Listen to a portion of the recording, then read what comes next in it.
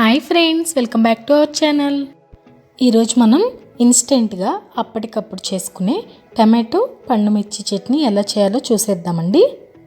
ముందుగా మిక్సీ జార్లో 3 వెల్లుల్లి రెబ్బలు, కొంచెం వేయించుకున్న మెంతులు, కడిగి శుభ్రంగా తుడుచుకున్న పండు మిర్చి. నేను తీసుకున్న మిర్చి స్పైసీ లెవెల్ చాలా ఎక్కువగా ఉంటుంది, అందుకని కొంచెం తీసుకున్నాను. మీరు తీసుకునే మిర్చిని బట్టి క్వాంటిటీ అడ్జస్ట్ చేసుకోవచ్చు. ఇప్పుడు పెద్ద నిమ్మకాయ సైజ్ అంతా చింతపండు వేసి, అలాగే 1 టీ స్పూన్ ఉప్పు వేసి పండు మిర్చిని మిక్సీ పట్టుకోవాలి. పండు మిర్చిని మరీ మెత్తగా కాకుండా ఇలా కోర్స్గా గ్రైండ్ చేసుకుంటే టేస్ట్ చాలా బాగుంటుందండి.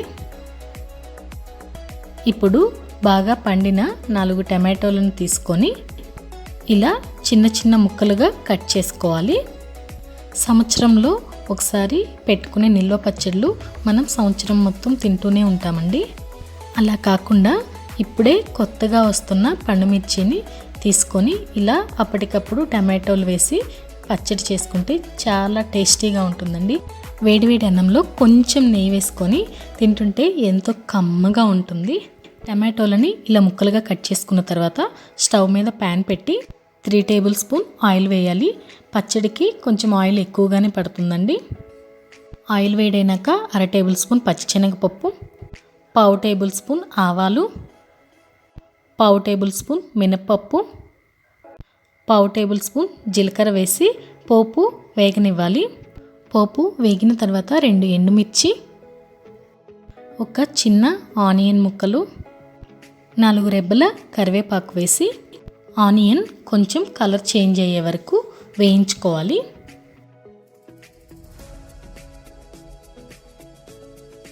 ఆనియన్ వేగిన తర్వాత ముందుగా కట్ చేసి పెట్టుకున్న టమాటో ముక్కలను వేసి బాగా కలుపుకోవాలి. ఒకసారి తాలింపు అంతా కలిసేలాగా కలుపుకున్న తర్వాత 1 టేబుల్ స్పూన్ ఉప్పు, కొంచెం పసుపు వేసి ఒకసారి మళ్ళీ ఇలా కలుపుకొని ఒక 5 నిమిషాల వరకు సన్నని మంట మీద టమాటోలు కుక్ చేసుకోవాలి. చూసారు కదా, టమాటోలని వాటర్ అంతా పోయి ఇలా సాఫ్ట్గా అయిన తర్వాత ముందుగా గ్రైండ్ చేసి పెట్టుకున్న పండు మిరపకాయ పేస్ట్ వేసి టమాటోలు అలాగే పండు మిర్చి మిశ్రమం 2 కలిసేలాగా బాగా కలుపుకోవాలి.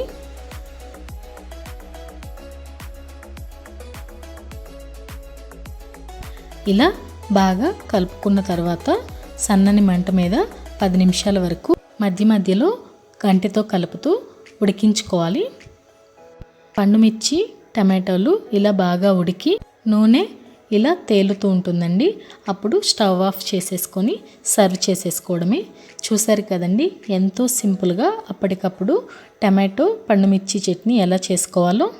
మీరు కూడా ఇలా ఒకసారి ట్రై చేసి టేస్ట్ ఎలా ఉందో కామెంట్ బాక్స్లో నాకు కామెంట్ చేయండి. మీకు గనుక వీడియో నచ్చినట్లయితే please like, share and subscribe to our channel ఆది అభిరుచి.